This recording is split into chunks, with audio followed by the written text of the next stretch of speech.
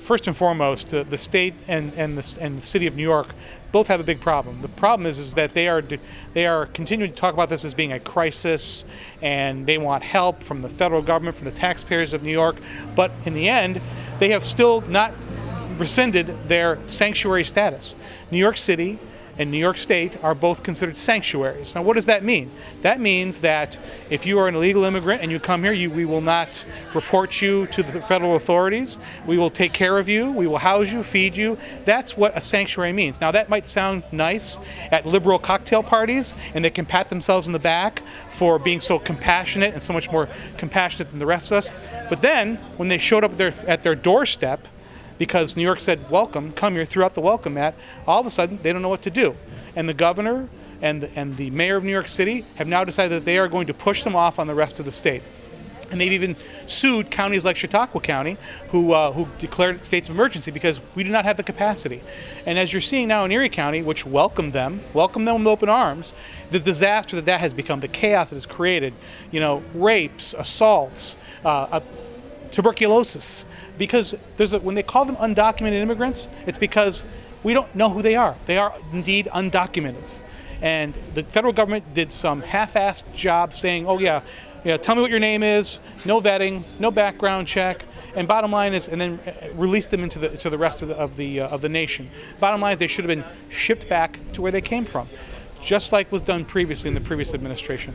This is outrageous. So to answer your question, the mayor of New York, with the help of the governor, hired this company called DotGo, a for-profit company that is now just dumping these people. And by the way, dumping is a word that was used by the Albany County person in charge of these migrants. A government employee in Albany County said DotGo is dumping these illegal immigrants in Albany County, and that she sees no cooperation. You've seen the New York Times, the liberal New York Times did an expose on DotGo and what they're doing right now. The fact that they are covering this up, that they are keeping media away, that they have armed thugs that are pushing people away from these hotels that are housing these so-called migrants. It's really disgusting, because at the end of the day, if we are so virtuous that we're going to be a sanctuary city, a sanctuary state, then that means you have to take care of those people when they show up. And shame on them for not calling out the Biden administration for securing the border. That's the number one thing. Our border needs to be secure, and when they capture someone coming across the border illegally, they need to ship them back to wherever they came from. Anything beyond that is treason. Well, I would say the mainstream media is still covering for the governor and the president, even here in New York State. They have reluctantly had to cover the reports that start with social media, and then they reluctantly have to cover things like the tuberculosis case and the rape accusations and everything else that are happening here and across the state. The bottom line is, I don't know if enough people know, and I don't think they understand. The President of the United States has tried to say that these people are here legally because they have been vetted by the federal government, and then they are now, considered asylum seekers. No, this is not how asylum works. It does not start off by coming across the border illegally. It does not continue on by having you fill out some half-assed application where there is no actual proof of who these people are, where they come from, whether or not they have criminal backgrounds. So first and foremost, I reject the idea that these people are here legally. They are not here legally, no matter what the corrupt Biden administration says. The Democrats, my colleagues on the other side of the aisle, they're going to have to answer to a lot of people. I've gotten calls from people in New York City that are fed up. The quality of life has been destroyed there. And the bottom line is, we don't know where these people are from. They're very well.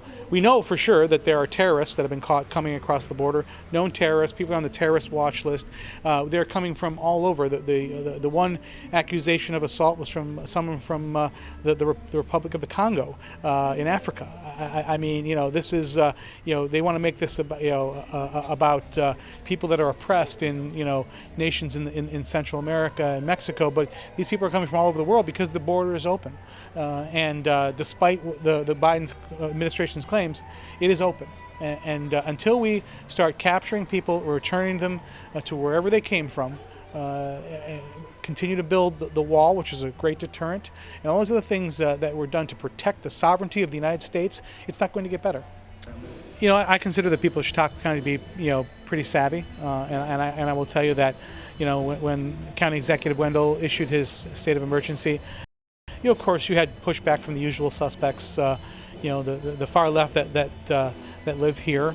But I think the average person in Chautauqua County at least understands that there is a threat. I don't think they understand necessarily the magnitude of the threat or the fact that, it is but for the handful of us elected Republicans that are pushing back against this, that this will come to Chautauqua County. And that's really the why we have to remain diligent, and the people need to remain diligent.